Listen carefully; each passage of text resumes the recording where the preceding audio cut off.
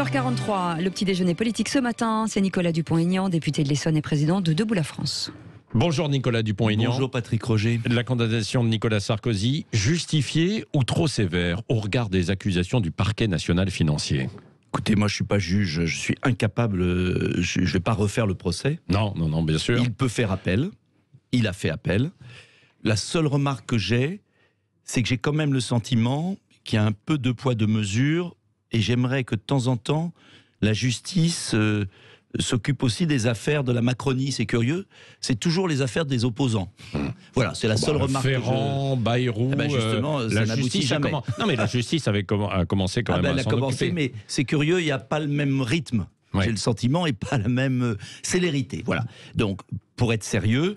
mais ce que vous voulez dire, Nicolas Dupont-Aignan, derrière ça, c'est qu'il y aurait la Macronie derrière écoutez, c'est quand même incroyable. Benalla, Koller, Ferrand, l'ancienne ministre, je ne sais plus comment elle s'appelle, qui n'a pas marqué les esprits des affaires sociales, les affaires de Las Vegas, vous savez, des... Oui, Pénicaud. Oui. Enfin, il y a une succession d'affaires, entre guillemets, avec des débuts de procédure, et puis il n'y a jamais de suite. Et de l'autre côté, il y a toujours un certain camp politique, et c'est toujours les opposants. Et je pense que la justice devrait prendre garde, parce qu'à un moment, elle ne peut pas dire « je suis une justice impartiale, vous devez respecter mes décisions », et puis qu'on ait le sentiment, et les Français ne sont pas idiots, que ça tape toujours d'un côté. Après, sur l'affaire Sarkozy en soi, comme les autres affaires, je m'astreins à ne pas jouer au juge. Je ne suis pas juge, je ne peux pas vous dire, il fait appel, on verra le résultat de l'appel. Oui, l'avenir de Nicolas Sarkozy, quoi qu'il en soit, semble assombri sur un plan politique, non ? Écoutez, il fait appel, je n'en sais rien. Vous avez été adversaire politique, vous respectez quand même ? Mais attendez, on peut être adversaire politique, mais moi je déteste les hommes politiques qui, quand un concurrent ou un collègue est en difficulté, tout à coup va sur les plateaux pour l'accabler. Moi je ne suis pas comme ça, c'est pas mon style. Donc je respecte bien sûr Nicolas Sarkozy, il se défend, il clame son innocence, il fait appel, et bien je souhaite que nous soyons dans un pays de justice, voilà. Et j'ai parfois une certaine inquiétude. La justice est passée, là, elle n'a pas épargné les politiques, quoi, en tout cas. C'est toujours les politiques du même côté. Français qui réagissent, par exemple, sur notre sondage. Mais à condition que ce soit tous les politiques. Oui. Et votre avis sur le parquet national financier en lui-même et son fonctionnement ? Qu'il y ait eu un parquet national financier pour des grosses affaires très compliquées, vous savez, des affaires internationales, avec des enjeux financiers qui se comptent en milliards et qui exigent une technicité. Oui. Mais est-ce qu'il y a besoin que toutes les affaires connues, ou de non connues, ou de personnalités, passent par un seul parquet? Est-ce que cela n'affaiblit pas, en fait, la justice ? Pourquoi des affaires simples ne devraient-elles pas être partagées ? Telle que celle de Nicolas Sarkozy. Bien alors sûr, elle était simple, elle était compliquée quand même, parce qu'il y avait plusieurs échelons. Quoi. Oui, d'accord, mais enfin ce n'est pas non plus... Donc je trouve malsain cette histoire d'un parquet national financier qui concentrerait obligatoirement toutes les affaires des personnalités. Parce qu'en fait, on affaiblit la justice, quelque part. On la suspecte, et ce n'est pas bon de suspecter la justice. Est-ce que ça peut changer aussi l'échiquier politique à droite, avec peut-être, parce que pour certains, chez les Républicains, il y avait toujours le recours Nicolas Sarkozy, là ça semble quand même un petit peu plus délicat. Je ne crois pas, d'une manière générale, que les Français aient envie de revoir au pouvoir ceux qui, d'une certaine manière, l'ont été. Et je crois que nos compatriotes attendent une autre politique, un autre cap, une nouvelle démarche, de nouvelles méthodes. Voilà pourquoi je ne pense pas que cette affaire change grand-chose sur le paysage politique. L'enjeu aujourd'hui, c'est la clarté des positions. L'indépendance nationale, pour moi, produire français, reconstruire nos services publics, restaurer l'ordre. Et je crois que les Français veulent tourner la page, quand même de toute la classe politique qui nous a laissé la France telle qu'elle est. D'ailleurs, c'est ce qu'ils ont fait en élisant M. Macron, et en vérité... C'est-à-dire ils ont changé, là.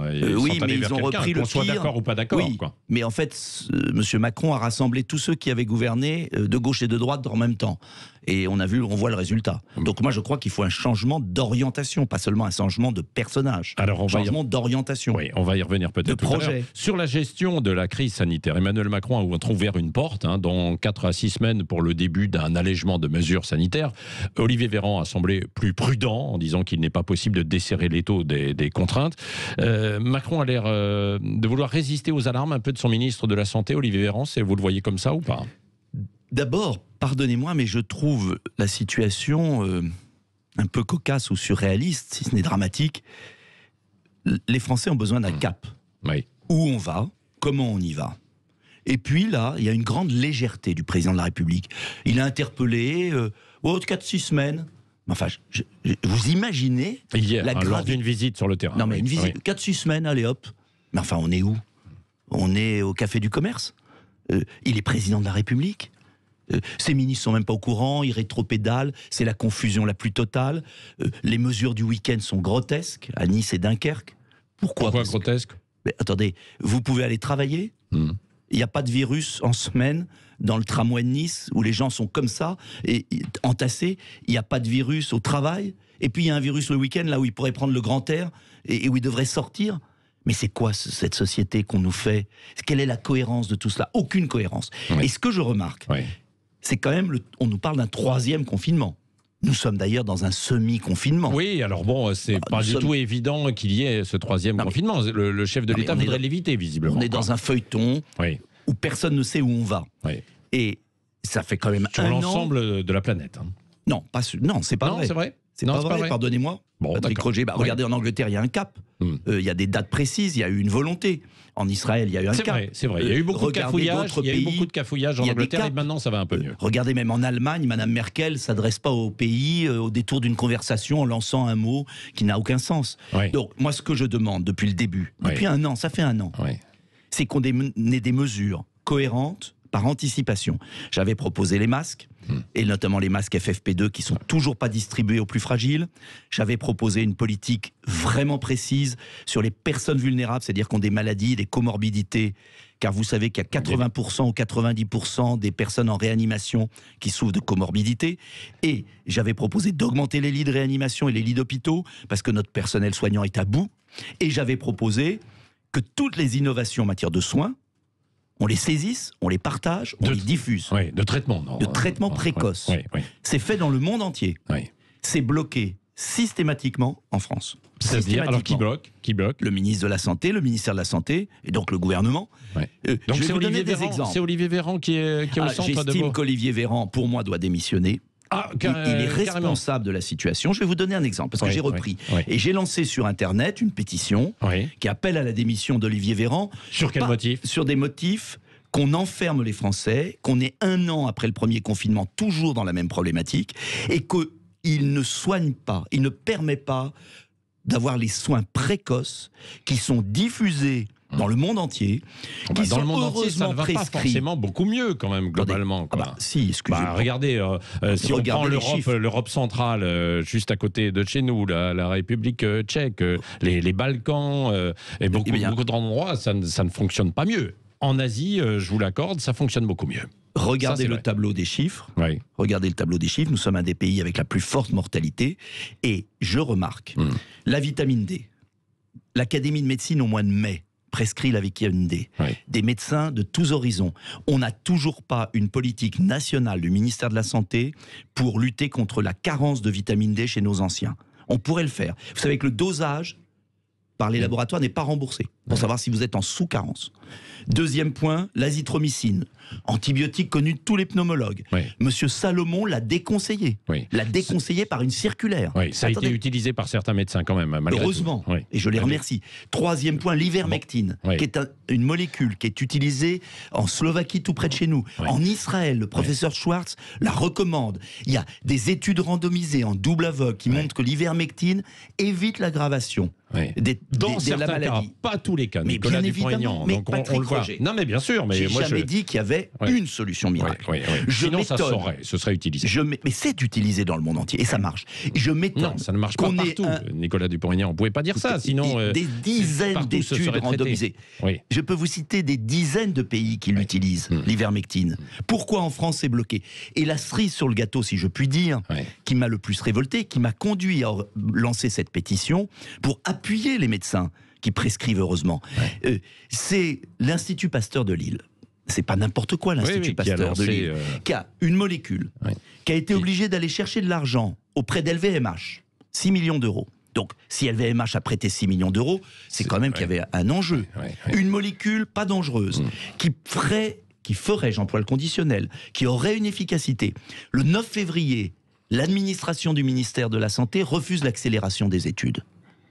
Alors, il y a un moment dans notre pays, moi j'en ai assez, qu'on enferme les Français, qu'on soit au jour le jour, qu'il n'y ait aucun cap, et qu'on n'augmente pas les lits d'hospitalisation, pas un lit de plus de réanimation depuis 1 an, et que de l'autre côté, on ne diffuse pas les pratiques de soins qui sont prouvées comme pouvant limiter l'aggravation des cas dans beaucoup de pays, avec des études randomisées en double aveugle partout dans le monde. Oui. Vitamine D pour la prévention, ivermectine, azithromycine, il y en a des dizaines les médecins emploient. Mais pourquoi on ne soigne pas en France? Pourquoi pourquoi le ministère de la Santé bloque? Bon, pourquoi c'est Olivier Véran alors que... c'est lui qui est ministre de la Santé, et c'est lui qui insulte matin, midi et soir les parlementaires quand on pose des questions. Oui. J'ai posé une question... J'ai envoyé une lettre avec M. Philippot et M. Asselineau d'ailleurs. Nous étions 3. Nous n'avons jamais eu de réponse. Mais une lettre très documentée, avec des études. C'était pas une lettre politicienne, c'était une lettre de professionnel. Il y a du mépris alors vous... mais il y a plus que du mépris. Il y a une parlementaire qui a posé une question il y a 3 semaines. M. Véran lui a répondu, vous recommandez de l'eau de Javel. Des soins qui sont proposés par des milliers de médecins, qui marchent ailleurs, et qui ne sont pas diffusés en France. La médecine de ville est complètement mise de côté. Je ne veux pas parler de santé aujourd'hui, mais quand même, c'est important. Extravagant. Sur la vaccination, je vois que le gouvernement est incapable de vacciner les Français qui le souhaitent. Oui. Après, chacun son avis. AstraZeneca pour les 65-75 ans. Sans doute positif pour là. L'important, c'est quoi? C'est d'établir le bénéfice-risque pour chaque personne, ceux qui souffrent de comorbidité, et si on pense que le vaccin peut apporter une protection, pourquoi pas? Mais, attention, le vaccin n'empêche pas la transmission. La transmission, c'est écrit en gros sur le site Santé publique France. Oui, bien sûr.